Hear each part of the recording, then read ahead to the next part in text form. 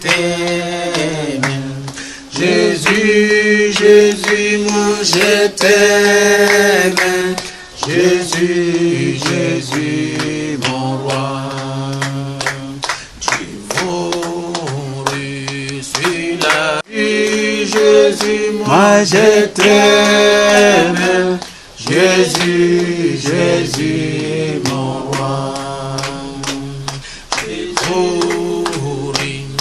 Sur la croix pour mes péchés, Jésus mon Dieu, Jésus, Jésus, moi je t'aime, Jésus, Jésus mon roi. Mais ma vie a fait Jésus, mais ma vie a fait.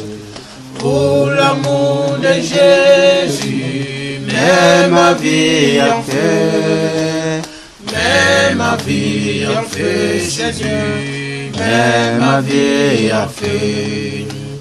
Pour l'amour de Jésus, mais ma vie a fait. Mais ma famille a fait Jésus, mais ma famille a fait. Pour l'amour de Jésus, mais ma famille en fait, mais ma famille en fait, Seigneur, mais ma famille en fait.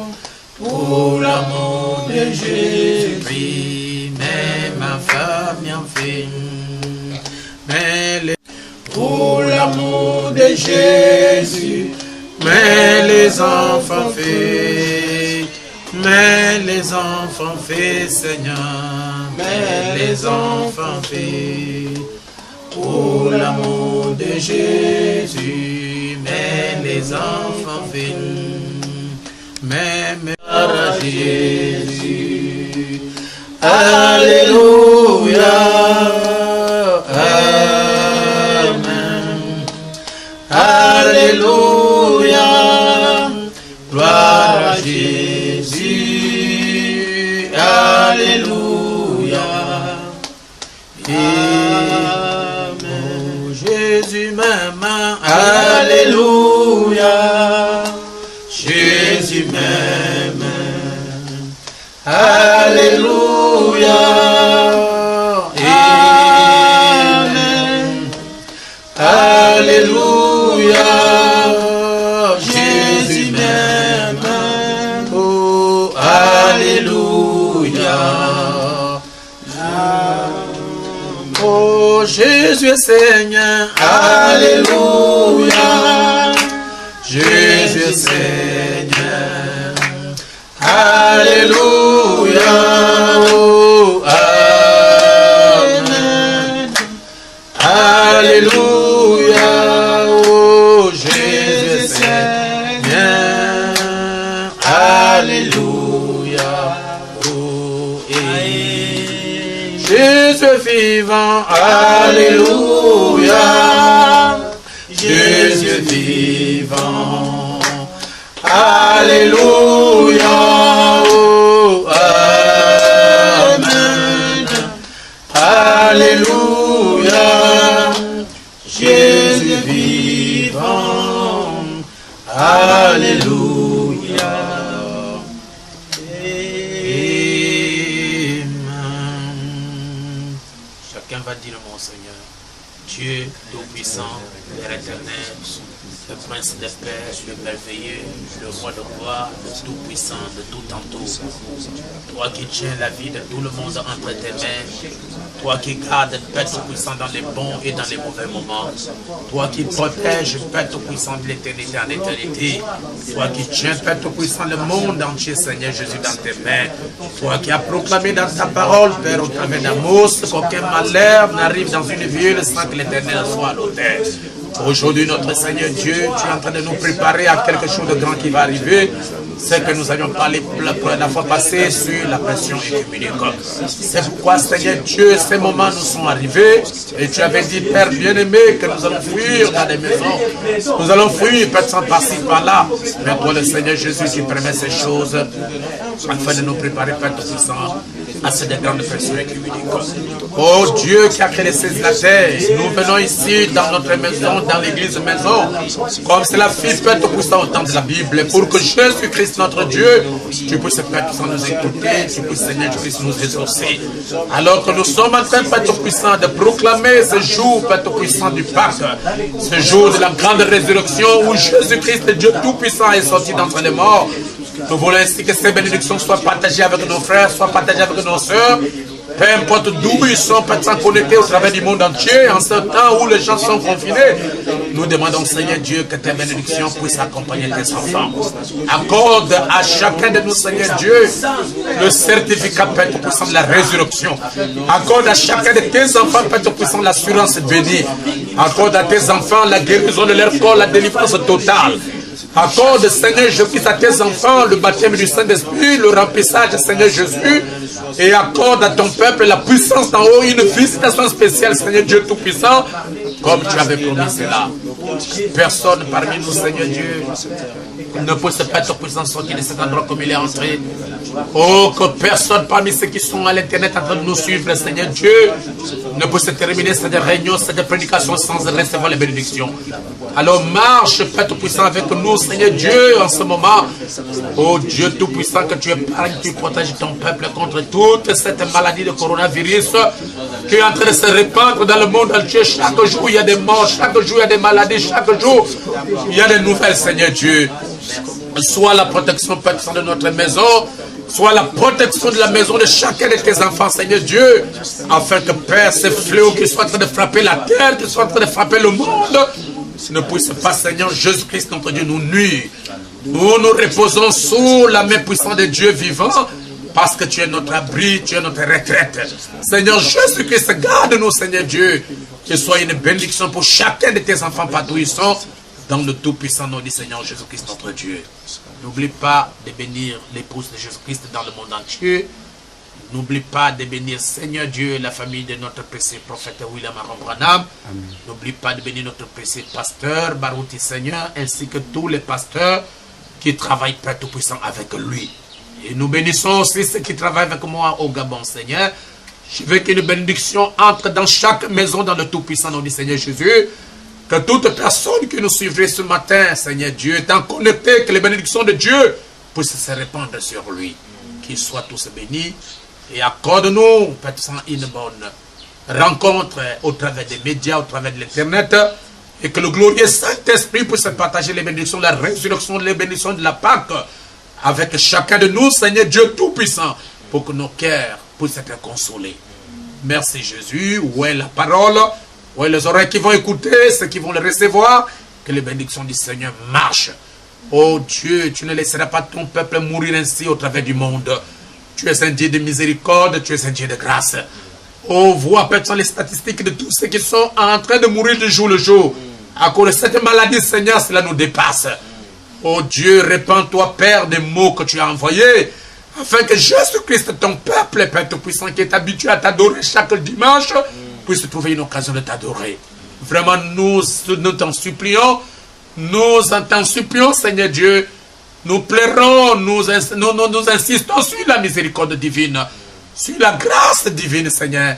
Si tu avais pardonné la femme prostituée, si tu avais pardonné, Père Tout-Puissant, celui qui était à la croix avec toi ce jour-là, Seigneur, je crois que tu peux pardonner, Père Tout-Puissant, le peuple de la terre qui crie et qui gémisse à cause de toi. C'est pourquoi nous venons comme des intercesseurs, nous tombons à la brèche comme des anges.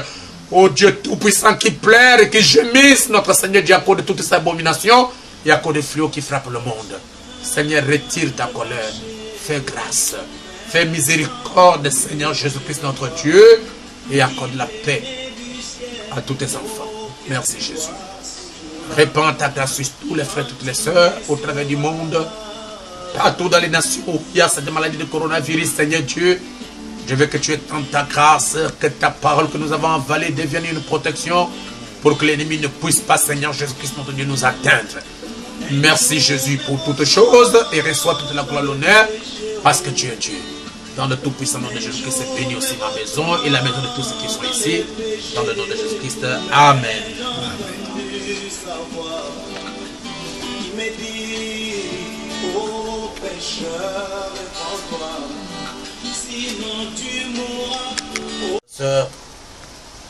D'être connecté ce matin au travers du monde pour suivre la prédication. Merci, bien-aimés frères et sœurs, qui sont arrivés ce matin dans cette église de maison, comme cela fit au temps de la Bible, pour que nous puissions savourer les bénédictions du Saint-Esprit. Alors, comme d'habitude, avant de pouvoir entrer dans notre sujet, nous allons, n'est-ce pas, honorer la parole en la lisant ce matin dans 2 livres de la Bible. 1 Thessaloniciens chapitre 4, à partir du verset 13 et jusqu'au verset 17. Et après, nous allons prendre aussi la lecture dans 1 Corinthiens chapitre 15 et nous lirons, n'est-ce pas, à partir du verset 36. Comme je viens de le dire, nous commençons notre lecture dans 1 Thessaloniciens chapitre 4. Nous lirons à partir du verset 13. La Bible dit: nous ne voulons pas, frères, que vous soyez dans l'ignorance au sujet de ceux qui dorment, afin que vous ne vous affligez pas comme les autres qui n'ont point d'espérance. Car si nous croyons que Jésus est mort et qu'il est ressuscité, croyons aussi que Dieu ramènera par Jésus et avec lui ceux qui sont morts. Voici en effet ce que nous vous déclarons d'après la parole du Seigneur. Nous les vivants. Nous les vivants. J'insiste. Nous les vivants. Restez pour l'avènement du Seigneur, ou bien pour l'enlèvement. Nous ne dévancerons pas ceux qui sont morts. Car le Seigneur lui-même a un signal donné à la voix d'un archange et au son de la trompette de Dieu descendra du ciel. Et les morts en Christ ressusciteront premièrement. Ensuite, nous les vivants qui serons restés, nous serons tous ensemble enlevés avec eux sur des nuées à la rencontre du Seigneur dans les airs. Et ainsi nous serons toujours avec le Seigneur. Consolez-vous donc les uns les autres par ces paroles. Amen. Vous pouvez vous asseoir. Alors pendant que vous êtes assis, je prends 1 Corinthiens chapitre 15 à partir du verset 35. Je lirai juste le verset 35 et je vais aller jusqu'au verset 51 pour aller rapidement. Mais quelqu'un dira: comment les morts ressuscitent-ils et avec quel corps reviennent-ils? Insensé, ce que tu sèmes ne reprend point vie s'il ne meurt. Et ce que tu sèmes, ce n'est pas le corps qui naîtra, c'est un simple grain de bleu, peut-être, ou de quelque autre sémence. Puis Dieu lui donne un corps comme il lui plaît, et à chaque sémence, il donne un corps qui lui est propre. Toute chair n'est pas la même chair. Mais autre est la chair des hommes, autre celle des quadrupèdes, autre celle des oiseaux, autre celle des poissons. Il y a aussi les corps célestes et des corps terrestres. Mais autre est l'éclat des corps célestes, autre celui des corps terrestres. Autre est l'éclat du soleil, autre est l'éclat de la lune et autre est l'éclat de l'étoile. Même une étoile diffère en éclat d'une autre étoile. Ainsi en est-il de la résurrection des morts. Le corps est sémé corruptible, il est ressuscité incorruptible. Il est sémé méprisable, il est ressuscité glorieux. Il est sémé infirme, il est ressuscité plein de force. Il est sémé corps animal, il est ressuscité corps spirituel. S'il y a un corps animal, il y a aussi un corps spirituel. C'est pourquoi il est écrit: Le premier homme, Adam, devint une âme vivante. Le dernier Adam est devenu un esprit vivifiant. Mais ce qui est spirituel n'est pas le premier, c'est ce qui est animal. Ce qui est spirituel vient ensuite. Le premier homme tiré de la terre est terrestre. Le second homme est du ciel. Tel est le terrestre, tels sont aussi les terrestres. Et tel est le céleste, tels sont aussi les célestes. Et de même que nous avons porté l'image du terrestre, nous porterons aussi l'image du céleste. Ce que je dis, frère, c'est que la chair et le sang ne peuvent hériter le royaume de Dieu et que la corruption n'hérite pas l'incorruptibilité. Voici, je vous dis un mystère. Nous ne mourrons pas tous, mais tous nous serons changés. En un instant, en un clin d'œil, à la dernière trompette. Je reprends très bien le verset 51. Voici, je vous dis un mystère. Nous ne mourrons pas tous, mais tous nous serons changés. En un instant, en un clin d'œil, à la dernière trompette. La trompette sonnera et les morts ressusciteront incorruptibles. Et nous, nous serons changés. Car il faut que ce corps corruptible revête l'incorruptibilité. Et que ce corps mortel revête l'immortalité. Que le Seigneur Jésus-Christ bénisse sa parole. Amen. Alors, chers frères, chères sœurs, chers amis, vous qui êtes revenus encore ce matin, juste à côté de vos télévisions, à côté de vos écrans pour me suivre, j'aimerais vous chalomer, j'aimerais vraiment que notre Seigneur Jésus-Christ puisse vous bénir encore ce matin à l'écoute de cette merveilleuse prédication que le Seigneur a mis dans mon cœur pour vous apporter. Et j'ose croire que toutes les prédications qui vous sont mises en ligne, vous les suivez avec grande attention et les bénédictions du Seigneur sont derrière vous. Et je crois aussi que vous avez les bénédictions de guérison, les bénédictions tant spirituelles que physiques en écoutant ces exhortations. Alors sans fois tarder aujourd'hui, j'aimerais aborder un sujet très capital. Et je l'ai intitulé le mystère de la résurrection. Voilà ce que nous allons parler aujourd'hui. Et dans ce mystère de la résurrection, nous allons parler de la résurrection de Jésus-Christ et nous parlerons aussi de la résurrection des saints. Je parle des saints vivants et des saints morts. Vous allez peut-être me poser la question, pasteur, comment les saints qui sont vivants peuvent-ils être ressuscités? Oui. Les saints qui sont vivants doivent être ressuscités. Comment? Je vais vous expliquer cela. Parce que souvent quand nous parlons de la résurrection, vous voyez seulement le côté des morts. Mais les vivants aussi doivent être ressuscités. Pourquoi? Parce que Jésus-Christ a insisté sur la mort en soi-même. J'aimerais dire brièvement sur la nouvelle naissance, qui n'est rien d'autre que la mort en soi-même. Lorsqu'une personne qui est née dans le péché, une personne qui a grandi dans le péché, une personne, n'est-ce pas, qui vit dans le péché, une personne qui s'est mêlée au péché, reçoit la parole de Dieu dans sa vie, cette parole de Dieu vient pour tuer en lui la vieille nature, afin que la nature de Jésus-Christ puisse ressusciter en lui. C'est en ce moment-là, chers frères, que je pourrais parler de la résurrection des vivants. Ainsi, avant de pouvoir aller trop loin dans notre sujet, nous venons de lire dans 1 Thessaloniciens chapitre 4. Et vous n'ignorez pas que nous avions commencé la lecture à partir du verset 13.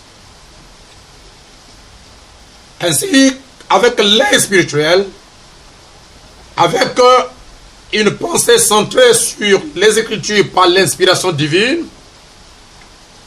vous allez remarquer que dans 1 Thessaloniciens chapitre 4, il y a deux mystères. Deux mystères qui sont cachés. Le premier mystère, c'est le mystère de l'enlèvement dont il est dit dans 1 Thessaloniciens chapitre 4 verset 13. Si vous lirez jusqu'à un tout petit peu en bas à partir du verset 15, je vais lire pour vous. Nous ne voulons pas, frères, que vous soyez dans l'ignorance au sujet de ceux qui dorment, afin que vous ne vous affligez pas comme les autres qui n'ont point d'espérance. Car si nous croyons que Jésus est mort et qu'il est ressuscité, croyons aussi que Dieu ramènera par Jésus et avec lui ceux qui sont morts. Voici en effet ce que nous vous déclarons d'après la parole du Seigneur. Nous les vivants restés pour l'avènement du Seigneur, pour l'enlèvement, pour la seconde venue, qui est un processus et qui termine par l'enlèvement. La Bible dit que nous qui restons, nous les vivants, restés pour l'avènement du Seigneur, pour la seconde venue, pour la résurrection, n'est-ce pas, pour l'enlèvement.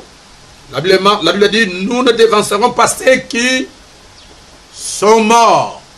En d'autres termes, les chrétiens, les croyants vivants, ne vont pas aller dans l'enlèvement et laisser les frères qui sont morts dans le Seigneur. En d'autres termes, il y aura un moment de rencontre entre les vivants et les morts. Nous allons nous croiser, nous allons nous rencontrer dans de nouveaux corps, des corps paroles. Et après, nous allons quitter la terre pour parler. Ce corps paroles glorifiées nous amènera, n'est-ce pas, à disparaître de la terre. Et la Bible dit que nous les vivants, restés pour l'avènement du Seigneur, nous ne devancerons pas ceux qui sont morts. Car le Seigneur lui-même a un signal donné à la voix d'un archange, et au son de la trompette de Dieu descendra du ciel, et les morts en Christ ressusciteront premièrement. Donc si nous regardons très bien, il y a le premier mystère que la Bible ou bien Paul a parlé dans 1 Thessaloniciens chapitre 4. C'est ce qui est mentionné au verset 16, c'est le mystère de la résurrection des morts.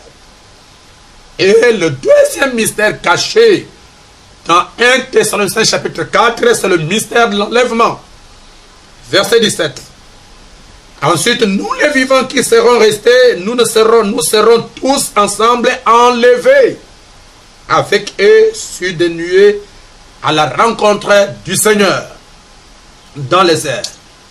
Et ainsi, nous serons toujours avec le Seigneur. Consolez-vous donc les uns les autres par ces paroles. Quelles paroles? Les paroles de la résurrection et les paroles de l'enlèvement. Et j'aimerais vous dire ceci, que la résurrection est vraie. Et j'aimerais aussi vous dire que la résurrection est vraie, et je vous dis aussi que l'enlèvement est vrai. Pourquoi?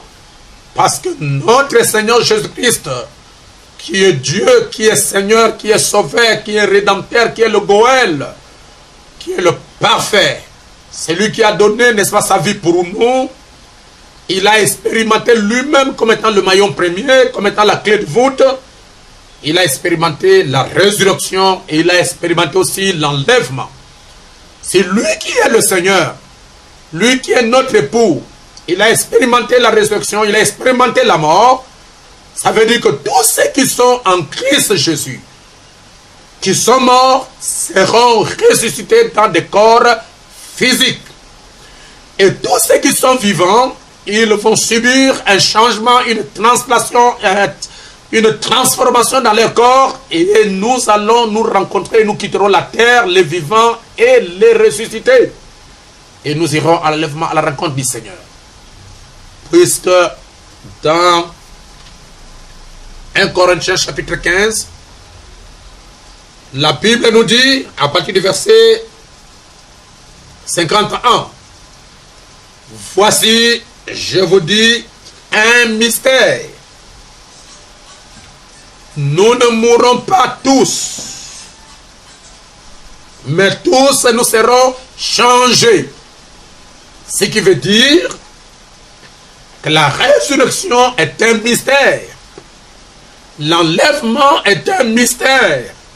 Et qu'est-ce qu'un mystère d'après le prophète? Un mystère d'après le prophète dans la brochure Messier SLR à la page 31.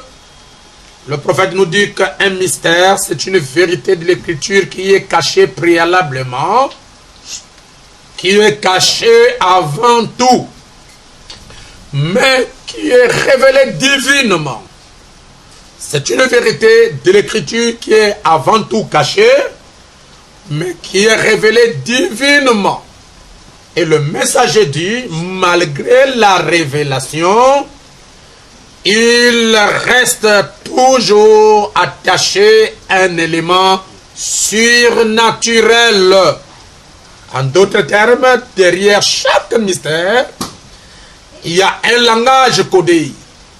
Derrière chaque mystère, il y a une vérité cachée. C'est pourquoi le mystère est comme une parabole, est comme un secret, quelque chose qui est caché, que beaucoup de gens ne connaissent pas, que beaucoup de gens ne comprennent pas, mais derrière cette chose cachée, derrière ce mystère caché, il y a une vérité, il y a une révélation qui nous est donnée. Et chaque révélation dans chaque âge n'est donnée qu'au prophète.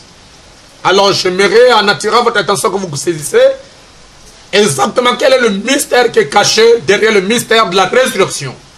Ou bien quelle est la vérité divine cachée derrière le mystère de la résurrection.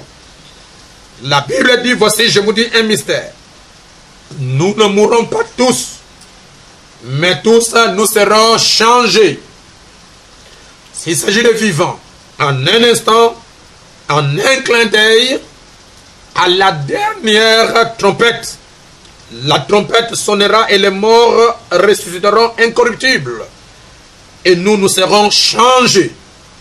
Je voudrais m'atteler sur quelque chose, n'est-ce pas, qui apporte de l'incompréhension sur la plupart des gens et des prédicateurs.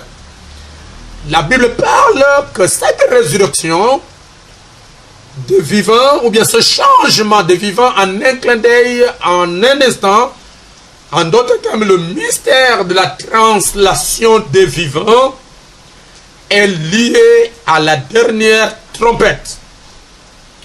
Et jusqu'à présent, il y a des gens qui pensent qu'il y aura une trompette qui va sonner au ciel.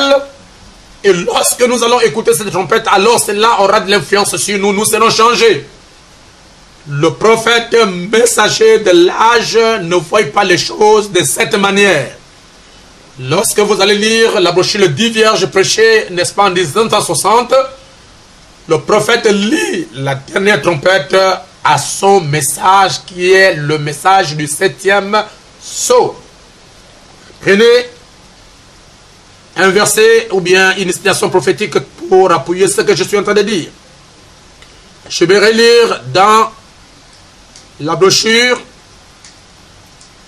la prêche entre les âges de l'Église et les 7 sceaux, prêchée en 1963 soir. Le prophète de Malachie 4 dit, au paragraphe 248, le prophète dit, peu importe que les gens s'endorment ou bien que les morts s'endorment à la première veille, qui est l'image du premier âge, à la deuxième veille, qui est l'image du deuxième âge, le troisième âge, quatrième âge, cinquième âge, sixième veille, sixième âge, ou la septième, qui est le septième âge, quel que soit l'endroit où ces gens-là s'endorment. Le prophète dit, quel que soit l'endroit où ils s'endorment, qu'est-ce qui va arriver? La trompette de Dieu sonnera. Et le messager dit, cette dernière trompette retentira en même temps temps que le dernier ange donne son message et que le dernier sceau est ouvert. Je reviens dans la Bible, mes chers frères.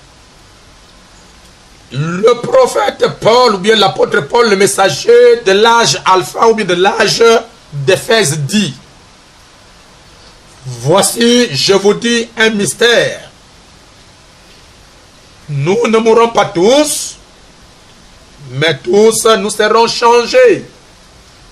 C'est-à-dire, il s'agit du mystère de la translation, le mystère du changement, ou le mystère de la transformation de l'épouse qui irait dans l'enlèvement. Cette épouse qui va aller dans l'enlèvement doit passer par le mystère de la translation de corps. Et le mystère de la translation de corps se fait en 2 temps. Selon la Bible, en un instant et en un clin d'œil. C'est-à-dire, c'est un processus qui commence et qui s'achève avec la disparition ou bien avec l'enlèvement. C'est pourquoi, chers frères, chers sœurs, nous ne pouvons pas parler de l'enlèvement sans parler de la résurrection des morts, et nous ne pouvons pas parler de la résurrection des morts sans parler de la translation des corps. La Bible dit: voici, je vous dis un mystère. Je suis dans 1 Corinthiens chapitre 15, verset 51 pour ceux qui me suivent. Voici, je vous dis un mystère.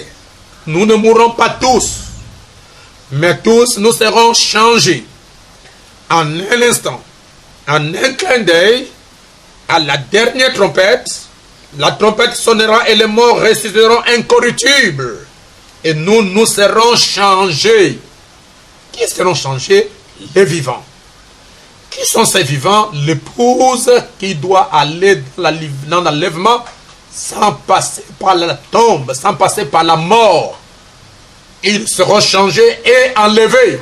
C'est pourquoi je m'oppose à ces prédications qui se prêchent maintenant à l'internet, que nous devons tous mourir, après nous serons ressuscités, nous serons changés. Non, la Bible est claire que tous ne mourront pas. Il y a une partie des gens qui seront changés étant vivants, il y a une partie des gens qui seront ressuscités étant morts. Mais les deux, nous allons nous retrouver ensemble. Et la puissance de la résurrection, de la transformation qui habitait dans l'épouse vivante, influencerait l'épouse ressuscitée et nous allons tous dans l'enlèvement. C'est pourquoi le prophète nous révèle exactement le mystère de cette dernière trompette dont l'apôtre Paul a parlé dans 1 Corinthiens chapitre 51. Il nous dit ceci: qu'est-ce qui va arriver? Que vous soyez enterrés en premier âge, deuxième âge, troisième âge, quatrième âge, cinquième âge, ou sixième âge, ou septième âge. Le prophète dit: la trompette de Dieu sonnera. Et il continue de cette dernière trompette dont l'apôtre Paul fait allusion dans 1 Corinthiens 15 à partir du verset 51. Cette dernière trompette retentira en même temps que le dernier ange, William Marion Branham, donne son message et que le dernier sceau est ouvert. Cette dernière trompette sonnera et voilà le Rédempteur qui s'avance pour prendre possession de ce qu'il a racheté. Son église lavée par son sang. C'est pour vous dire, c'est pour rappeler à nos frères les prédicateurs et à toutes les églises qui sont en retard, qui ne comprennent pas ce mystère, à saisir que l'épouse de Jésus-Christ est actuellement entrée dans ce mystère du départ, qui est le mystère de la translation, lié à la dernière trompette, qui a sonné, je dis bien et je souligne, d'après ce que le prophète a dit, qui a sonné lorsque le dernier sceau a été ouvert et que le septième ange, le messager de l'âge de Laodicée, William Marion Branham, a prêché la parole. ce mystère. Oh, je ne sais pas si vous me permettrez de reprendre encore ça. Ça me donne un peu d'envie de sauter, de crier, de pousser le cri de joie alors que je le pousse. Le messager dit, peu importe là où les frères ou les sœurs qui nous ont dévancés dorment, que ce soit dans les eaux, que ce soit dans les tombes, même s'il y a eu l'accident d'avion et que votre corps n'a pas été vu, le prophète dit, quel que soit l'endroit où il s'endort, qu'est-ce qui va arriver? La trompette de Dieu sonnera. Et le prophète Branham dit que cette trompette de Dieu n'est pas l'instrument de musique que les gens jouent. Non, messieurs, cette trompette dont la Bible parle, frère Branham explique ça dans les 10 vierges, prêché en 1960, il dit il s'agit de quelque chose qui a un rapport avec l'évangile. C'est pourquoi, chers frères et sœurs, dans Apocalypse chapitre 10, à partir du verset 7, ça c'est le verset d'une épouse. La Bible dit, au jour de la voix du 7e ange, quand il sonnerait la trompette, voilà votre dernière trompette. Lorsqu'il sonnerait la trompette, le mystère de Dieu s'accomplirait. Et entre autres, le mystère de l'enlèvement, le mystère de la résurrection, le mystère de la transformation de corps, le mystère même de corps, toutes ces choses-là seront révélées. Parce que l'épouse de Christ entre directement dans le mystère de la résurrection, où il va chevaucher avec ces mystères jusqu'à ce qu'il verra son époux, son Seigneur, son Christ devant lui. Et en ce moment-là, l'épouse ne serait plus jamais sur la terre. C'est pourquoi le prophète nous dit que le 7e sceau, je ne sais pas si je peux en parler ou pas, que le 7e sceau est un mystère, c'est le mystère du départ. Le prophète en parle ça dans la brochure, la fête des trompettes. Lorsque vous allez lire, je crois, à partir du paragraphe 287, vous avancez un tout petit peu, le prophète Branham, il lit le mystère du 7e sceau au mystère du départ. Et le mystère du départ, c'est le mystère de l'enlèvement. Et ce mystère de l'enlèvement est lié à la dernière trompette qui n'est rien d'autre que le message du 7e ange. Parce que le prophète dit que cette dernière trompette retentira en même temps que le dernier ange donne son message et que le dernier sceau est ouvert. Cette dernière trompette sonnera. Et voilà le Rédempteur qui s'avance pour prendre possession de ce qu'il a racheté. Son église lavée par le sang. Il continue au paragraphe 256 de la même brochure, la brèche entre les âges de l'église et les 7 sceaux. Le prophète parle au paragraphe 256. Et même les vivants qui seront restés jusqu'à sa venue ne devanceront pas ceux qui sont endormis. Car la trompette de Dieu sonnera.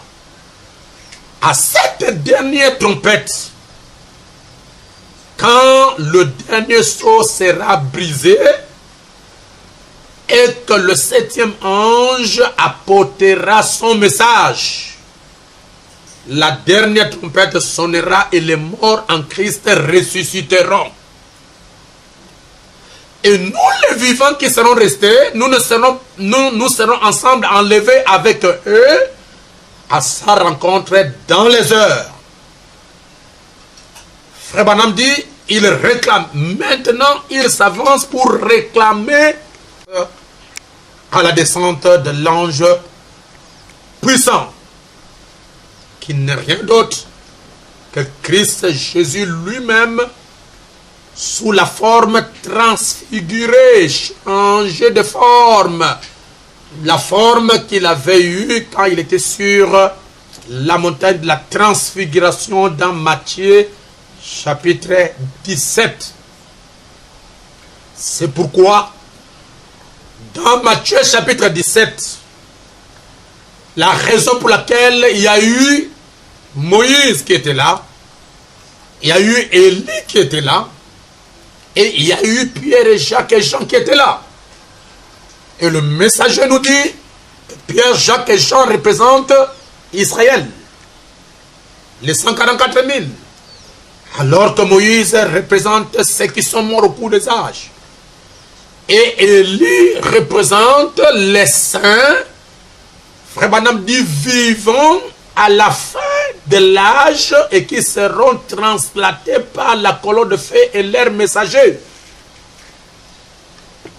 Vous m'excuserez de pouvoir commencer à creuser alors que vous avez beaucoup de choses à écouter. C'est pour vous montrer, chers frères, que ce mystère, ces trois mystères comme je l'avais prêché chez nous, n'est-ce pas, à Libreville, que ce sont les trois mystères du départ. Le mystère de la résurrection, le mystère de la translation et le mystère de l'enlèvement. Ce sont les trois mystères de départ, n'est-ce pas, qui s'entremêlent et qui agissent presque d'une manière identique dans la vie des vivants et dans la vie des morts. Mais comme je vous ai dit aujourd'hui, j'aimerais parler, n'est-ce pas, du mystère de la résurrection. Et dans le mystère de la résurrection, nous parlons du mystère de la résurrection de Christ. Et nous parlerons du mystère de la résurrection, n'est-ce pas, des morts. Mais avant d'y aller trop loin dans notre sujet, si vous avez l'œil, n'est-ce pas, d'un aigle, comme moi, j'ai lu ça ici dans 1 Corinthiens chapitre 15. Je vais reprendre le verset 35 pour vous faire signifier quelque chose. Même si nous ne terminons pas aujourd'hui, on va terminer prochainement. La Bible dit, mais quelqu'un dira, et j'aimerais que vous puissiez lire la Bible autrement, avec l'inspiration, avec la révélation, et avec la conduite du Saint-Esprit pour ne pas échapper. Parce que si le Saint-Esprit ne vient pas vous révéler ce que je suis en train de vous apporter ce matin, vous serez comparable à toutes les dénominations. Parce que les dénominations aussi, ils lisent les mêmes versets que nous lisions. Mais quelqu'un dira, comment les morts ressuscitent-ils et avec quel corps reviennent-ils? L'apôtre Paul dit, insensé. Ce que tu sèmes ne reprend point vie s'il ne meurt. Verset 37. Et ce que tu sèmes, ce n'est pas le corps qui naîtra. C'est un simple grain de blé, peut-être, ou de quelque autre semence. Puis Dieu lui donne un corps comme il lui plaît. Et à chaque semence, il donne un corps qui lui est propre. Arrêtons-nous par là. Et j'aimerais vous montrer quelque chose. Vous allez m'excuser, je suis habitué à utiliser le tableau, mais ici on ne peut pas utiliser le tableau parce que nous n'avons pas de tableau, il n'y a pas du temps. Voilà ce que l'apôtre Paul veut signifier. Au verset, n'est-ce pas, 37 de 1 Corinthiens 15. Et ce que tu sèmes, ce n'est pas le corps qui naîtra. C'est un simple grain de bleu, peut-être, ou de quelque autre semence. Puis Dieu lui donne un corps comme il lui plaît. Et à chaque semence, il donne un corps qui lui est propre. Vous voyez, nous avons ici une semence comme l'apôtre Paul nous dit. Et vous allez comprendre et saisir quelque chose. Nous avons ici une semence. Mais à l'intérieur de cette semence, il y a une vie. Ça, c'est le corps extérieur qui est comparable à votre corps. Mais à l'intérieur de cette semence, il y a une vie. Et l'apôtre Paul a comparé cette sémence avec cette vie comme un individu, comme un croyant qui a la vie de Jésus-Christ en lui. Et vous allez voir ce mystère et vous comprendrez ce mystère. Quel est le mystère au juste qui est caché derrière une sémence ou bien une graine de sémence? Et pourquoi l'apôtre Paul a-t-il pris une sémence pour faire une comparaison avec la résurrection de votre corps? C'est parce qu'à l'intérieur, il y a une sémence. Et l'apôtre Paul dit, et ce que tu sèmes, ce n'est pas le corps qui naîtra. En d'autres termes, ce que tu vas cacher sous la terre. Ce que tu vas cacher sous la terre, ce corps-là, de cette sémence-là qui va aller sous la terre, l'apôtre Paul dit que ce n'est pas la même sémence ou bien ce n'est pas le même corps qui naîtra. Alors, comment est-ce qu'une sémence reçoit le nouveau corps? Si nous pouvons comprendre comment une sémence reçoit le nouveau corps, alors vous allez comprendre comment un homme, un chrétien, un croyant peut recevoir le nouveau corps. C'est à partir de la vie qui est cachée dans cette sémence. Vous allez m'excuser, je me sens bien. Si j'étais dans ma chair, j'allais taper 10 fois. Et j'ai envie de sauter, de crier, de pousser le cri de joie parce que la révélation me rend ivre. Comment une sémence reçoit ou reçoit un nouveau corps? Ce n'est pas un corps qui vient d'ailleurs. Ce n'est pas un corps qui vient de quelque part. Parce que si nous pouvons comprendre comment une sémence reçoit un nouveau corps, alors nous comprendrons comment est-ce qu'un homme, un croyant, un chrétien peut recevoir un nouveau corps. La Bible dit,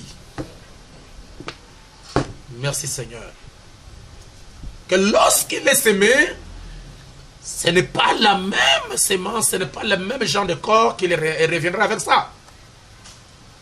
Ce qui va se passer, chers frères, c'est quoi? C'est la vie qui est dans cette sémence, la vie qui est dans cette graine de bleu, n'est-ce pas? Qui va se transformer. Je pense que vous m'écoutez très bien. C'est la vie qui est à l'intérieur de cette sémence qui va former à l'intérieur même de cette sémence un nouveau corps qui apparaîtrait suivant un processus. Je ne sais pas si vous me suivez. Je dis que c'est la sémence reçoit un nouveau corps à partir de la vie qui est à l'intérieur de cette sémence. La vie qui est à l'intérieur de cette sémence doit donner à cette sémence-ci un nouveau corps. En d'autres termes, l'ancien corps doit mourir et le nouveau corps va germer, va naître à partir de l'ancien corps. Et c'est ce qui passe par un processus de feuilles, un processus de tige, et après un processus de la balle, et à la fin, au temps de la moisson, à l'âge dernier, au temps de la fin, à l'âge dans lequel nous vivons, cette sémence qui est tombée à terre, qui est morte, quand il passe par un processus de la résurrection, au dernier âge, il redevient un nouveau corps. Et lorsque une reine, ou bien un bleu, ou bien une sémence est reproduite, au temps de la moisson, à la fin, selon son espèce, cette sémence-là, on doit l'enlever pour la mener dans le grenier. Et le grenier, ce n'est pas un endroit qui est terrestre. Le grenier, pour ceux qui ont vécu au village, c'est un endroit qui est toujours en haut. C'est un endroit où on cache les semences qui doivent servir à la génération future ou bien à la saison prochaine. C'est pourquoi, lorsque nous, les vivants, nous recevons la parole, nous recevons le message, nous recevons le Saint-Esprit en nous étant vivants, ce Saint-Esprit qui est la parole elle-même, qui est Dieu, va commencer à former en nous un autre nous. Et lorsque vous passez par la mort, cet autre toi qui a été formé par le Saint-Esprit, par la parole qui était en vous, il sort de ce corps, et cet vieux corps né de l'homme et de la femme, qui a péché, qui a convoité, qui a fait des choses dont la Bible condamne, elle retourne à la poussière de la terre. Et cet être, cette nouvelle maison, ce nouveau corps, cet édifice que le Saint-Esprit a formé en vous, c'est ce corps qui va partir dans l'enlèvement. Je ne sais pas si vous me comprenez quand même. Est-ce que ceux qui m'assistent, vous me comprenez bien? Amen. Pouvez-vous me donner le meilleur d'amen? Amen. Donc j'aimerais dire ceci, chers frères, chères sœurs, que ce mystère de la résurrection est profond. C'est pourquoi Jésus-Christ, notre Seigneur, devrait passer par la mort. Et il doit être ressuscité. Et après, il doit être enlevé. N'est-ce pas? Pourquoi? Parce qu'il est la première graine de blé qui doit tomber à terre. Cette première graine de blé qui tombe à terre doit passer par la résurrection, doit passer par la translation, et doit passer, n'est-ce pas, par l'enlèvement pour nous montrer que tous ceux qui croiraient en lui, tous ceux qui croient en lui, même si vous êtes mort, même si vous êtes vivant, vous allez passer par la translation, vous passerez par la résurrection et vous irez dans l'enlèvement. C'est pourquoi, comme il s'agit du mystère de la résurrection, peut-être je ne serai pas trop long, parce que je me sens vraiment loin du Saint-Esprit ce matin. Qu'est-ce que la résurrection? La résurrection, c'est le passage de la mort à la vie. Lorsqu'une personne meurt et que cette personne quitte l'état de la mort et il devient vivant, physiquement, nous appelons ça la résurrection. En d'autres termes, cette personne est ressuscitée, comme Lazare était passé de la mort à la vie, homme physique, et il est redevenu à la résurrection homme physique. Comme l'enfant de la Sunamite, n'est-ce pas, qui était mort, et au temps d'Élie, et après, il était ressuscité. Cet enfant qui était mort, il est ressuscité. C'est ça la résurrection physique. Nous avons tant d'exemples dans la Bible. Nous avons la femme, n'est-ce pas, de l'autre femme qu'Élie avait ressuscité sa fille, la femme sunamite. La femme était ressuscitée. Nous voyons la veuve qui était morte, Lazare qui était mort. Ce sont des exemples bibliques, l'exemple de la résurrection physique. En d'autres termes, la résurrection n'est rien d'autre que le passage de la mort à la vie. Deuxièmement, la résurrection, c'est le passage aussi de la vie du péché à la parole. Lorsqu'une personne quitte l'état du péché, quitte la vie du péché, à la parole de Dieu, à la parole, au message, à la parole de l'heure, cette personne-là est ressuscitée aussi. Mais sa résurrection n'est pas une résurrection physique, mais c'est une résurrection spirituelle. Alors vous me direz, mais pasteur, quelle est exactement la définition de la résurrection? Parce que nous voyons d'un côté la résurrection physique, le passage de la mort à la vie, de l'autre côté la résurrection spirituelle, le passage de la vie du péché, le passage de la vie du monde à la vie de la parole, c'est aussi une résurrection, mais une résurrection spirituelle. Alors j'ai réuni les deux mots pour vous parler exactement de ce que c'est la résurrection. La résurrection n'est rien d'autre qu'un processus dont l'apparition physique des morts est la phase finale. Lorsque nous voyons nos frères, nous voyons nos sœurs, n'est-ce pas? Nous avons atteint la phase finale du mystère de la résurrection. C'est comme une graine de blé qui est tombée à terre. Cette graine de blé passe par la chambre noire qui est la mort. Et cette sémence de graine va produire les feuilles. Cette graine va produire la tige. Et après, au fur et à mesure qu'il est en train de continuer son processus, il va produire la balle. Et vous allez retrouver qu'à l'intérieur, cette même sémence qui est tombée à terre avec le vieux corps, lorsqu'il passe par le mystère de la proue, le processus de la résurrection, lorsqu'il apparaît à la fin, il n'a plus le vieux corps. Il a le même corps, mais ce corps-là est jeune. Par rapport à cette vieille graine sèche qui est partie sous la terre, lorsqu'il apparaît, n'est-ce pas, à la moisson, il n'est plus sèche. Voyez, il devient mou. En d'autres termes, c'est un nouveau corps. Donc la résurrection est le passage de la vie du péché à la parole. C'est le passage de la vie du monde à la parole. C'est le passage, n'est-ce pas, de la vie mondaine à la vie de Dieu. C'est aussi une résurrection, mais c'est une résurrection spirituelle. La résurrection, c'est le passage de la mort à la vie. Une personne qui est réellement morte, on l'a enterrée, il revient à la vie physiquement, alors on parle de la résurrection. Écoutez ce que le messager dit. Dans la brochure, le véritable saut de Pâques, je vais aller vraiment vite. Je ne pourrai pas lire toutes les citations aujourd'hui, comme je vous ai dit. Nous allons lire Péché en 1761, paragraphe 126. Le prophète dit, eh bien, nous sommes maintenant ressuscités. Pourquoi pouvons-nous passer? Pourquoi pouvons-nous passer un tel moment sur les choses de Dieu?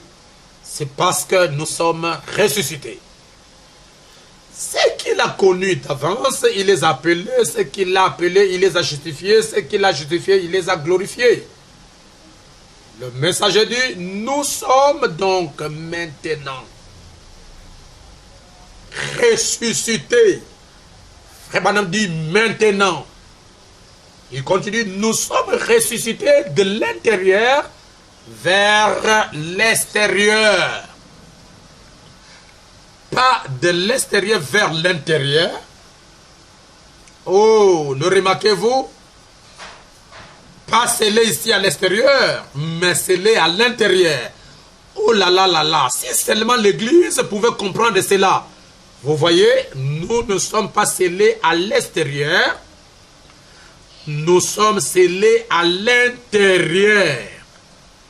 En ce jour-là, où le péché était une abomination aux yeux de Dieu, et qu'il n'y avait pas quelque chose d'approprié pour ôter cela, nous étions scellés loin de cela. Maintenant, quand cela se déchira en deux, le rideau du temple qui séparait les lieux saints des lieux très saints, est déchiré le jour où Jésus-Christ était ressuscité, de haut en bas, pour montrer que le Rédempteur doit quitter le ciel pour devenir homme sur la terre. Ce rideau est déchiré en deux, et je vais vous confirmer aujourd'hui, pas par les mains d'un souverain sacrificateur, pas par les mains lui-même, afin que le lieu très saint, qui était une interdiction avant la mort du Seigneur Jésus-Christ, puisse devenir aujourd'hui, pour les croyants, pour ceux qui acceptent Jésus-Christ comme leur Seigneur et leur Sauveur, le lieu très saint est à votre appréciation, est à votre vie. Et n'importe quelle personne, peu importe combien nous sommes nés dans le péché, lorsque nous acceptons Jésus-Christ et sa résurrection en nous, alors nous avons accès dans le lieu très saint, là où se trouve la gloire de Shekinah, là où se trouvent les chérubins. Nous avons droit à la 7e dimension, n'est-ce pas, un type d'accès dans le lieu très saint. Pourquoi? Parce que le sang qui nous couvre n'est pas seulement le sang des boucs et des taureaux, parce que le sang des boucs et des taureaux ne pouvait pas amener un adorateur dans la présence du Dieu vivant. Mais le sang de Jésus-Christ lui-même, n'est-ce pas, le sang du Rédempteur, le sang du Créateur lui-même, nous introduit aujourd'hui dans le lieu très saint à cause du déchirement, n'est-ce pas, du rideau du temple pour que le croyant puisse avoir accès au véritable baptême du Saint-Esprit, à la vraie onction du lieu très saint, à la gloire de Shekinah, pas seulement à l'extérieur, mais à la vie même de Dieu qui vient entrer dans le croyant. En d'autres termes, nous échangeons nos vies avec le Rédempteur. Nous lui donnons notre vie, nous lui donnons nos mauvais comportements, nous lui donnons notre, n'est-ce pas, nos colères, nous lui donnons notre attitude négative, nous lui donnons, n'est-ce pas, tous nos agissements négatifs, et lui, le Rédempteur, il nous donne sa vie. Sa vie revient dans l'adorateur au moyen de la foi dans le Rédempteur. Le messager dit, en ce jour-là, où le péché était une abomination aux yeux de Dieu et qu'il n'y avait pas quelque chose d'approprié pour ôter cela, nous étions scellés loin de cela. Mais quand cela déchira, quand cela se déchira en deux, et que ce sceau fut brisé par un sacrifice expiatoire offert pour nous, nous sommes alors baptisés à l'intérieur, c'est-à-dire dans nos cœurs, et scellés à l'intérieur. Le messager dit, nous sommes ressuscités. Nous sommes maintenant ressuscités. Il continue de dire, nous sommes déjà ressuscités. Comment le savons-nous? La Bible le dit, amen, nous sommes maintenant ressuscités. Et il continue, nous sommes maintenant ressuscités avec lui dans une résurrection spirituelle. Nous sommes maintenant ressuscités avec lui dans une résurrection spirituelle. On dit, qu'est-ce que signifie le mot vivifier? Vivifier signifie résurrection. C'est vrai, nous sommes déjà ressuscités maintenant, étant assis ensemble dans les lieux célestes en Jésus-Christ, nous régalant du sceau de Pâques. Amen. C'est cela le véritable sceau de Pâques de Dieu. Comment le sommes-nous? Nous avons été baptisés par un seul esprit pour former le corps et éternellement scellés. Nous sommes maintenant ressuscités spirituellement. De quoi sommes-nous ressuscités? D'une vie de péché. Autrefois, nous étions des pécheurs et nous aimons les choses du monde. Mais maintenant, nous avons accepté Jésus-Christ et Jésus-Christ nous a donné le certificat de Pâques qui n'est rien d'autre que le baptême du Saint-Esprit dans notre cœur. Alors, nous sommes ressuscités. C'est pourquoi, même si nous mourons, étant vivants, nous mourons dans notre chair, c'est le corps qui va mourir pour accomplir la loi. N'est-ce pas? Donc, ou bien la parole que le Seigneur avait dit, tu es poussière, tu retourneras à la poussière. C'est pourquoi, chers frères, chères sœurs, rare quand nous parlons du baptême du Saint-Esprit, bien nous enseignons du Saint-Esprit, nous arrivons toujours à oublier le pourquoi le Saint-Esprit nous a été donné. Ce n'est pas seulement pour manifester les œuvres de Jésus. Ce n'est pas seulement, n'est-ce pas, pour avoir la vie de Jésus. Ce n'est pas seulement pour que nous puissions avoir une vie de prière intense.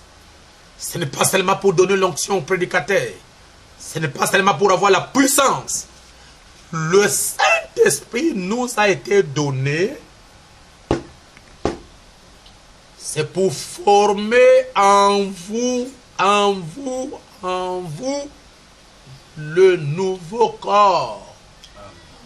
Comme la vie de la sémence forme dans la sémence le nouveau corps, le Saint-Esprit vient dans un individu, dans un croyant, pour former en vous le nouveau corps que nous appelons le corps-parole, qui est ce glorieux corps de la résurrection, ce corps qui nous amènerait, n'est-ce pas, à aller rencontrer le Seigneur.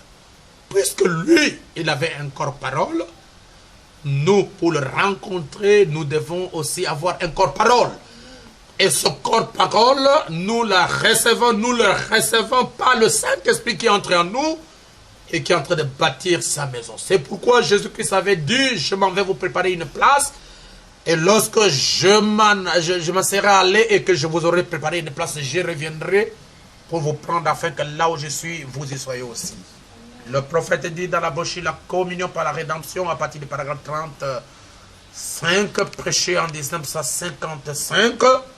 Le prophète messager dit que cette place que Jésus-Christ est allé nous préparer, ce n'est pas des maisons faites de briques, ce n'est pas des maisons peintes, ce n'est pas des maisons. Frère Branham dit que Jésus-Christ est allé nous préparer un corps. Il dit que ce corps-là est ici même, dans le bâtiment maintenant, dans une sphère qu'aucune radioactivité ne peut capturer.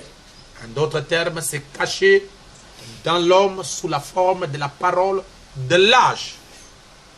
Est-ce que vous pouvez me donner votre meilleur amen? Amen. Le messager nous dit ceci. Le véritable sceau de Pâques, paragraphe 172.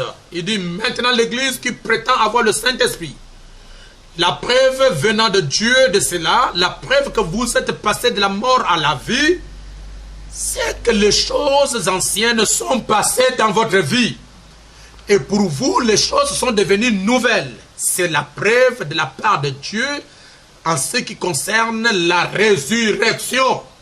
Si réellement vous êtes ressuscité d'une vie du péché à la parole, les choses anciennes doivent mourir. Vous n'êtes plus ce que vous étiez. Amen. Là où vous doutiez de la parole de Dieu, à chaque parole, à chaque fois que la parole déclare, à chaque fois que la parole de Dieu déclare, vous dites Amen. Parce que vous êtes mort à la vie du passé, vous êtes mort aux choses anciennes, et votre vie est devenue une vie nouvelle. Voyez-vous, quelque chose vous est arrivé. Cela n'est pas la première forme, cela n'est que la première forme de la résurrection. L'Esprit de Dieu à l'intérieur est la première forme de résurrection. Donc toute personne qui n'a pas le Saint-Esprit en lui, cette personne-là est encore dans la vie du péché et dans les choses anciennes. Et cette personne-là n'est pas ressuscitée spirituellement. Et je veux dire ceci. Comme je me sens religieux ce matin. Vous ne pouvez pas ressusciter physiquement dans votre corps si vous n'êtes pas au préalable ou bien premièrement ressuscité à l'intérieur. Bref, la résurrection spirituelle qui se passe de l'intérieur à l'extérieur amène l'homme à la résurrection physique. Je vais être bref, je vais être direct en nous, en soi, Dieu est en train de ressusciter votre corps au travers votre corps que vous avez contourné là-bas en Éden. Dieu est en train de ressusciter ce corps en vous au moyen du baptême du Saint-Esprit. C'est pourquoi le baptême du Saint-Esprit est capital. C'est ce que Frère Branham appelle la véritable nouvelle naissance. En d'autres termes, votre vie ancienne est morte et vous êtes ressuscité dans une nouvelle vie au travers de la parole que le Seigneur Jésus-Christ a plantée en vous. Et dans cette parole-là, il y a la sémence de vie. C'est cette sémence de vie qui est dans la parole qui crée autour de toi un nouveau corps. Oh, que le Seigneur Jésus-Christ soit loué à jamais pour ces révélations. Est-ce que vous aussi, vous pouvez dire Amen à cela? Amen. C'est pourquoi le prophète dit dans la bouche le 5e sceau, vraiment vous allez s'hypothèser un peu de ma folie, paragraphe 438. Heureusement, je ne suis pas la chair, sinon j'allais courir. Le prophète Branham dit, mes frères Smith, pour essayer de soutenir, vous voyez, pour essayer de soutenir sa thèse du sommet de l'âme. Là, il dit que l'âme dort. Et qu'il n'y a pas l'autel du sacrifice au ciel. Que le seul autel dont il est question, c'est ce que lui il croit qu'il y a au ciel, c'est l'autel des parfums. Mais, mes chers amis, et je ne cherche pas à contredire mon frère, j'espère le rencontrer de l'autre côté. Vous voyez, je ne cherche pas à contredire cet éminent docteur. Mais c'est simplement pour vous montrer que ceci prouve le contraire. Vous voyez, ça prouve le contraire. Ah, alléluia. Le prophète Branham dit, l'ouverture des sceaux en ces derniers jours élimine complètement la possibilité du sommeil de l'âme. Amen. Frère Branham dit, ils sont vivants. Ils ne sont pas morts. Voyez, remarquez. C'est pourquoi les 7 sceaux ont été ouverts. Pourquoi Dieu a-t-il ouvert le sceau? Dieu a ouvert le sceau, c'est pour ressusciter les croyants d'une vie du péché à la vie de la parole, à la vie de Jésus-Christ. C'est pourquoi les sceaux ont été ouverts. Et ces choses, nous devons les écouter dans nos églises afin de créer et de produire dans le croyant la foi de l'enlèvement. Parce que la foi vient de ce qu'on entend et ce qu'on entend vient de la parole. Amen. Vous allez me supporter, vous allez vraiment me supporter parce que je ne peux pas aller trop loin aujourd'hui parce que je me sens vraiment envahi de la rosée du ciel. Et ça me pousse, ça me donne envie de crier. Et je vais me retenir. Le prophète dit, l'ouverture des sceaux en ces derniers jours élimine complètement la possibilité du sommeil de l'âme. En d'autres termes, il dit, voyez, les gens qui sont morts, ils sont vivants. Amen. Ils ne sont pas morts. Amen. Pourquoi? Parce que les 7 sceaux, l'onction du 7 sceaux, qui est l'onction divine, l'onction royale, l'onction de Jésus-Christ lui-même, a ressuscité les vivants de la vie du péché à la vie de mort. Et tous ceux qui sont morts depuis les âges passés, ils attendaient l'ouverture de la parole pour que la vie de Jésus-Christ entre pleinement en eux pour qu'ils puissent subir la résurrection partielle avant d'y arriver à une résurrection physique. Pourquoi? Parce que sans nous, ils ne peuvent pas arriver à la perfection. Paragraphe 440 du 5e sceau toujours. Frère Branham dit, remarquez bien là, or, il n'y a pas d'autel de sacrifice au ciel, ou le sacrifice pour le péché, alors l'agneau, il doit y avoir un endroit où se trouve cet agneau immolé sanglant, où se trouve le sang de cela. Et il continue. L'épouse est entrée. Il y a toute une différence entre l'église et l'épouse. Voilà, l'église reste. Toujours dans la révélation de la Bible littérale. Ils lisent les choses littérales. Ils n'ont pas la révélation des passages bibliques. Pourquoi? Parce qu'ils ont rejeté le prophète. C'est pourquoi, si nous comprenons la résurrection comme les dénominationnels, nous comprenons l'enlèvement comme les dénominationnels, nous comprenons la translation comme les dénominationnels, même si vous avez le brochure du message, vous êtes un dénominationnel. Pourquoi? Parce que la révélation de la parole vient au prophète. Et c'est le prophète qui interprète tout. Même si la chose est difficile, même si moi, votre pasteur, je ne vous ai pas encore prêché cela, si le prophète dit quelque chose, tout enfant de Dieu préordonné doit dire Amen. Amen. Parce que ce qui nous a réunis aujourd'hui, ce n'est pas la parole d'un pasteur, ce n'est pas la parole d'un évangéliste, ce n'est pas la parole d'un docteur, ce n'est pas la parole d'un apôtre. Ce qui nous unit aujourd'hui, c'est la parole d'un prophète. Amen.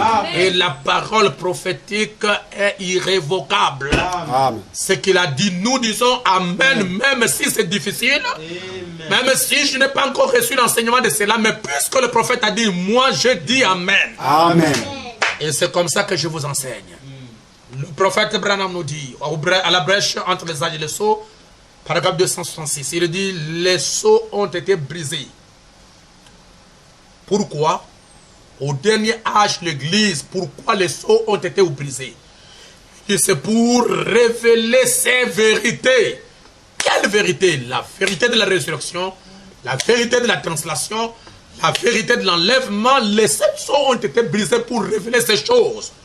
Et le prophète dit, continue, dit, pourquoi l'agneau a brisé les sceaux et il les a révélés à son église pour rassembler ses sujets, pour rassembler ses élus pour son royaume. Rassembler son épouse, voyez-vous, oh là là, maintenant, il veut amener ses sujets à lui. Il veut amener son épouse à lui. Le prophète dit au paragraphe 267, dans la brochure, la brèche entre les âges et les sceaux, il dit, qu'est-ce que c'est? De la poussière de la terre, du fond de la mer, des fosses, de partout, de tous lieux, des régions, des ténèbres, du paradis, où qu'il soit, il appellera et ils répondront Amen, Amen. Amen. Peu importe d'où vous êtes, vivant ou mort, au paradis ou dans les ténèbres. Frère Branham dit de la terre, de la poussière de la terre ou du fond de la mer. Christ Jésus appellera et tous les croyants diront Amen. Amen.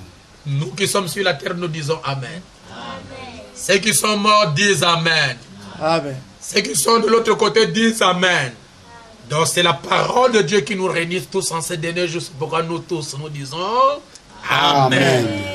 Le prophète continue au paragraphe 268. Il est venu chercher ses sujets. L'ouverture de sceaux ne laissera plus Dieu au ciel. L'ouverture de sceaux ramène Jésus-Christ sur la terre. Amen. Mais dans une forme transfigurée, dans une forme changée. La forme de Matthieu 17, c'est cette forme-là qui va ramener Jésus-Christ sur la terre sous forme de l'ange puissant, sous forme de la nuée de gloire, sous forme de Christ, la parole, sous forme du messager de l'alliance. Pour faire quoi? Frère Branham dit, il est venu chercher ses sujets. Il est venu chercher son épouse. Amen. Il a révélé ses secrets et ils les ont vus.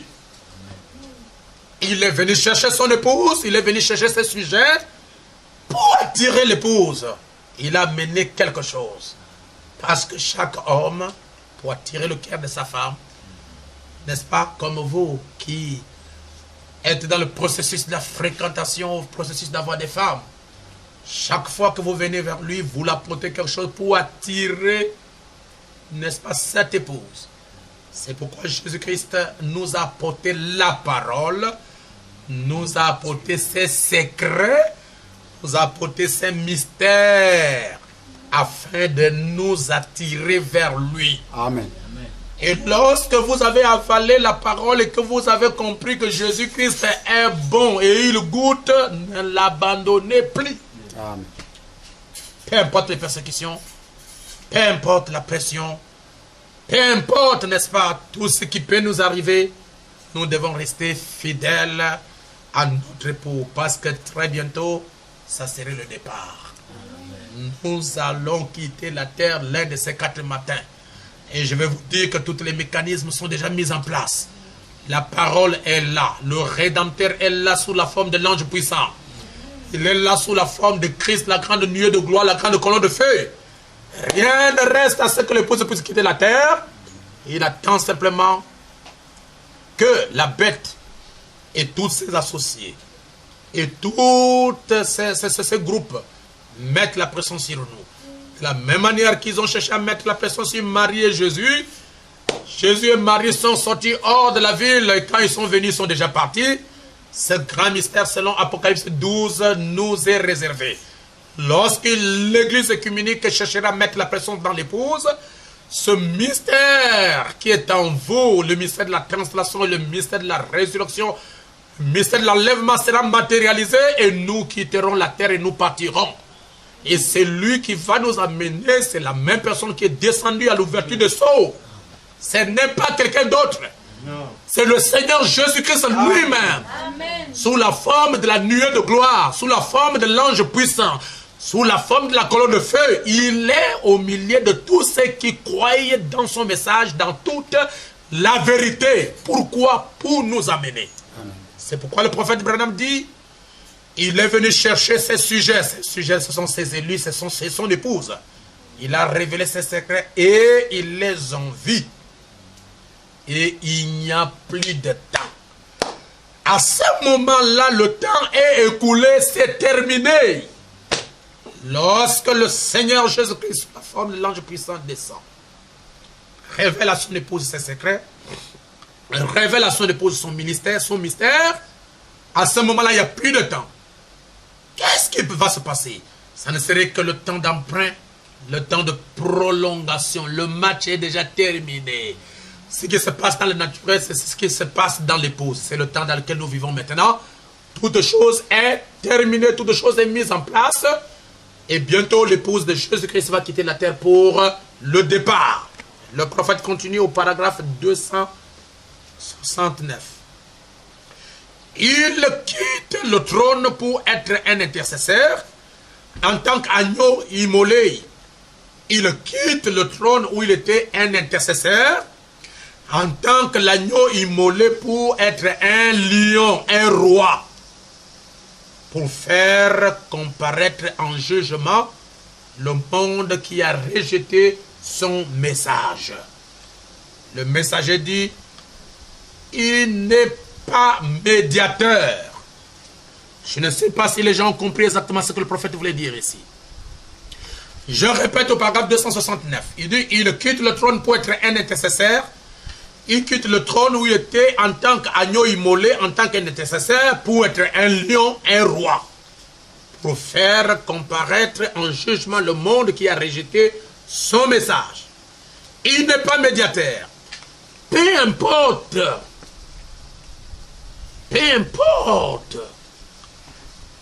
que ses enfants, son peuple, ses élus s'endorment à la première veille, à la deuxième veille, à la troisième, à la quatrième, à la cinquième, à la sixième et à la septième veille, parce que les veilles représentent les âges de l'Église, quel que soit l'endroit où ils s'endorment. Qu'est-ce qui va arriver? La trompette de Dieu sonnera. Cette dernière trompette retentira en même temps que le dernier ange. Le dernier ange, c'est William Marion Branham, donne son message et que le dernier sceau est ouvert. Cette dernière trompette sonnera. Et voilà le Rédempteur qui s'avance pour prendre possession de ce qu'il a racheté. Son église lavée par son sang. Voilà ce grand mystère de la résurrection. Ok, pour terminer. La mort de Jésus-Christ avait pour but je ne sais pas si vous me suivez. La mort de Jésus-Christ avait pour but sauver les vivants, les élus qui croient en lui. C'est pourquoi le messager dit, Jésus-Christ n'est pas mort pour tout le monde. Jésus-Christ non plus n'est pas venu sauver tout le monde. La mort de Jésus-Christ, où Jésus-Christ est mort pour sauver les vivants, les élus qui croiraient en lui. Deuxièmement, il est mort pour délivrer les saints de l'Ancien Testament dont la Bible parle dans Matthieu chapitre 27. À partir du verset 45 jusqu'en bas. Troisièmement, Jésus-Christ est venu pour délivrer les captifs. Ces captifs-là, ce sont les saints de l'Ancien Testament.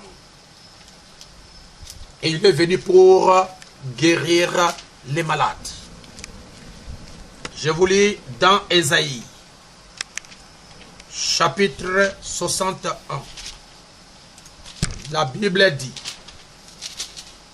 bien qu'Ésaïe, en son temps, il avait donné ça sous forme de prophétie, mais cette prophétie ne lui concernait pas. Jésus avait dit, Isaïe avait dit plutôt, l'Esprit du Seigneur, l'Éternel est sur moi. Car l'Éternel m'a oint pour porter des bonnes nouvelles aux malheureux. 1. Prêcher la bonne nouvelle aux malheureux. Il m'a envoyé pour guérir ceux qui ont le cœur brisé. 3. Pour proclamer aux captifs la liberté. Et aux prisonniers la délivrance. Enfin, pour proclamer, pour publier une année de grâce de l'Éternel. Voilà ce que Jésus-Christ est venu faire. 1. Prêcher la bonne nouvelle aux malheureux. 2. Guérir ceux qui ont le cœur brisé. 3. Accorder aux captifs la liberté. 5. 4. Accorder aux prisonniers la délivrance.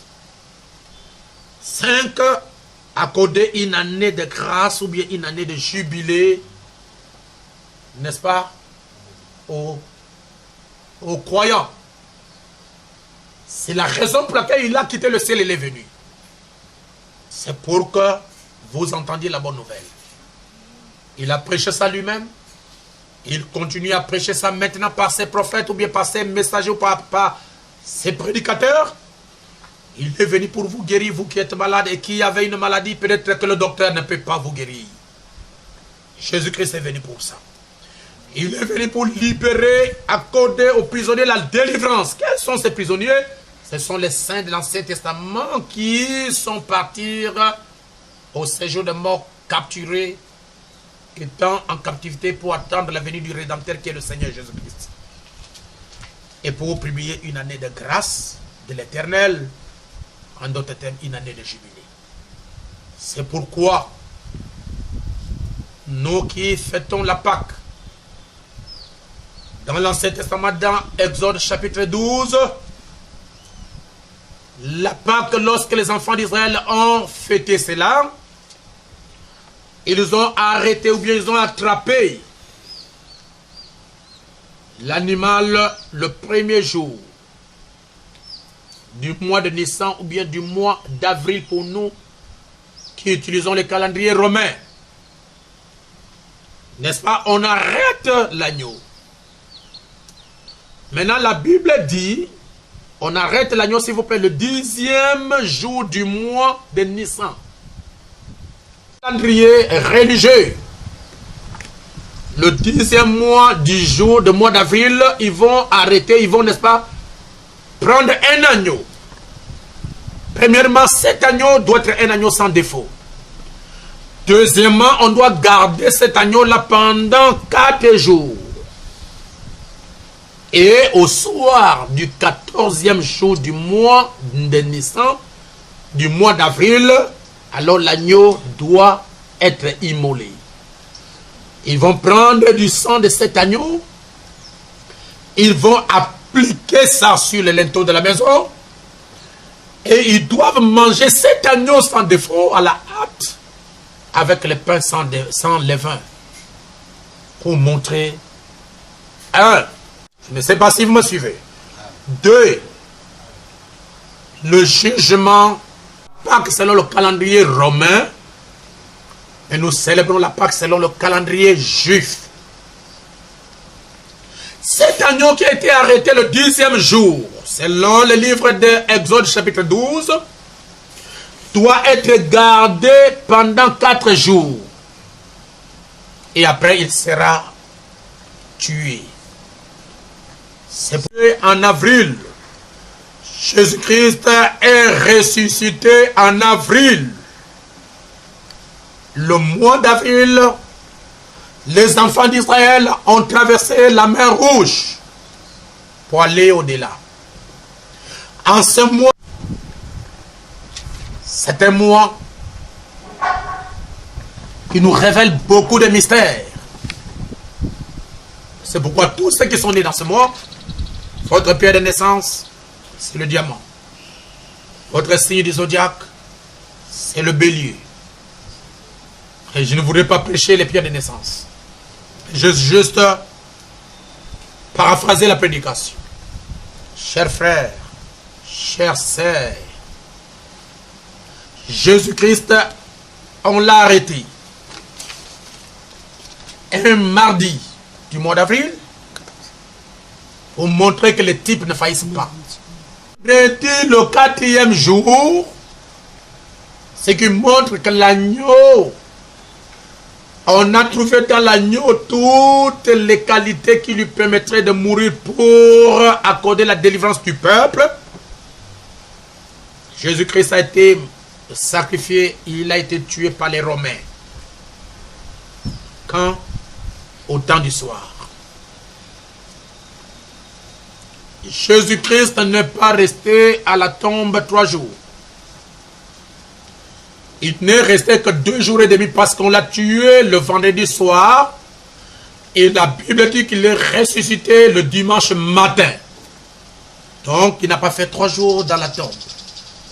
Il n'a fait que 2 jours et demi, chers frères et chères sœurs. Et en ce jour de la résurrection de Jésus-Christ après sa mort, il a condamné tes péchés. Il a crucifié, il a jugé ton agresseur. Il a condamné, n'est-ce pas, celui qui t'a opprimé. Et il a proclamé la liberté pour toi. Il a proclamé la guérison. Il a proclamé la délivrance. Il a proclamé le salut. Et il a proclamé le début de l'exode, le début, n'est-ce pas, du départ. Il a proclamé le mystère du départ. C'est là où nous nous trouvons maintenant. Cet agneau immolé là-bas, c'était juste un animal, parce que la vie, l'animal ne peut pas donner la vie éternelle dans une personne. Mais dans le Nouveau Testament, nous avons eu un agneau sans péché.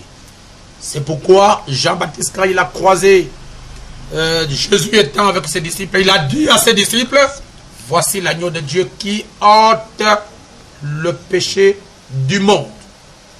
Cet agneau de l'Ancien Testament n'ôtait pas le péché, mais le véritable agneau du Nouveau Testament, le Seigneur Jésus-Christ, rempli de l'humilité, rempli de la douceur, a ôté vos péchés.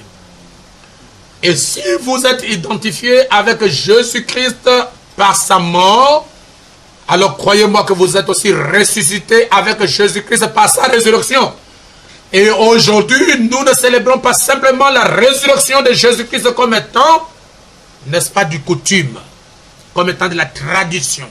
Mais nous célébrons la résurrection du Seigneur Jésus-Christ comme étant un fait réel. Amen. Pourquoi? Parce que Jésus-Christ est ressuscité dans ma vie. Amen. Par une nouvelle vie, par de nouveaux comportements, par une nouvelle manière d'agir, une nouvelle manière de se comporter. Et je ne suis plus ce que j'étais, mais je suis devenu une nouvelle créature. Amen. Même si je ne suis pas encore ce que je devrais être, c'est lui qui est ressuscité en moi, qui m'a ressuscité de la vie du péché à la vie de la parole. Il achèvera l'œuvre qu'il a commencée.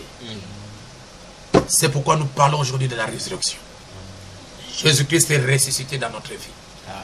Nous remercions le Seigneur pour sa naissance. Amen. Et nous croyons au vrai Noël qui est Christ qui est né dans une personne. Amen. Nous croyons à la mort de Jésus, qui est Jésus-Christ qui est mort en moi pour ressusciter en moi. C'est la résurrection, c'est ça le Pâques, le passage d'une vie de péché à la vie de la parole. Amen. Le passage de la vie de l'Égypte à la vie de Canaan, là où coule le lait et le miel, là où est notre terre promise, là où notre terre de vie. Aujourd'hui, c'est la parole, c'est le message de l'heure. Et si Jésus-Christ lui-même peut vivre sa vie en vous, vous n'aurez pas les difficultés, vous n'aurez aucune difficulté de pouvoir manifester Dieu. C'est pourquoi, chers frères et sœurs, nous terminons aujourd'hui ce message. Mais avant de le terminer, je vais vous dire quelque chose. Et je termine par là. La résurrection du Seigneur Jésus-Christ a été typifiée dans la Bible. Selon le livre, je crois, de Matthieu, si je ne me trompe pas.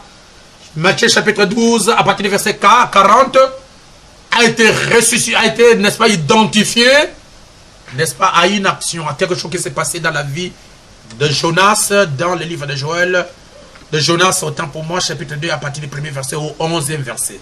Jésus-Christ a typifié sa résurrection à ce qui s'est passé dans la vie de Jonas. Comme vous savez, Jonas devait aller apporter la parole de Dieu à Ninive. Mais Jonas, sachant que cette vie de Ninive, c'est une vie de pécheurs, une vie de méchants, il a fui pour aller à Tarsis. Et la Bible nous montre que le bateau où il est rentré, il y a eu des difficultés, il y a eu des problèmes. Et on a commencé à chercher qui attire le malheur dans le bateau. On a trouvé Jonas et on a pris Jonas. Jonas a voulu lui-même qu'on puisse lui jeter dans l'eau. En le jetant dans l'eau, un poisson l'a avalé. Mais la Bible ne parle pas que c'était la baleine. Ce sont les gens qui parlent de la baleine parce que la baleine était le poisson, le plus gros poisson de la mer. Est-ce que vous pouvez me donner votre amen? Amen. Vous remarquez, chers frères, chères sœurs, que ce poisson avait avalé Jonas et il l'a conduit jusqu'à Ninive. Il a vomi au port de Ninive. Pourquoi est-ce que les gens de Ninive ont accepté l'évangile ou la parole de Jonas? C'est parce que ce poisson-là était le Dieu de Ninive. Comme leur Dieu, alléluia, a avalé un homme, un prophète, et il a vomi le prophète devant eux, les gens de Ninive doivent dire amen à tous que Jonas prêche. Est-ce que l'église peut me donner le meilleur d'amen? Amen.